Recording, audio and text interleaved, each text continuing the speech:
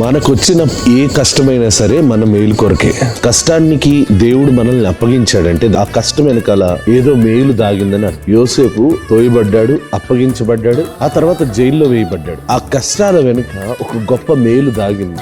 ఆ మేలు ఏంటంటే తన సహోదరులకు కరువు కాలంలో పోషణకు ఆధారంగా మార్చిపెట్టాడు. ఈ రోజు మన జీవితంలో మనం తోయబడ్డా, విడవబడ్డా, కన్నీరు కారుస్తున్నా భయపడాల్సిన అవసరం లేదు. మన కన్నీరు ఇంకొకరి సంతోషానికి కారణంగా మార్చబడచ్చు. రోమిలికి రాసిన పత్రిక 8వ అధ్యాయం 28వ వచనం, దేవుని ప్రేమించే వారికి అనగా ఆయన సంకల్పము చొప్పున పిలువబడిన వారికి మేలు కలుగుటకై సమస్తమును సమకూడి జరుగుచున్నవని ఎరుగుదును. దేవుని ప్రేమించే వారికి, దేవుని చేత పిలువబడిన వారికి కష్టాలు రావని కాదు, కష్టాలు వస్తాయి. కానీ ఆ కష్టాలు కూడా మేలు కొరకే వస్తాయి. కష్టం లేకుండా సంతోషం యొక్క విలువ మనకు అర్థం కాదు. అందుకని మన జీవితంలో దేవుడు కష్టాలని ఆయనే దగ్గరుండి పంపిస్తాడు. ఎందుకంటే ఆ కష్టం వెనుకల మేలు దాచిపెడతాడు.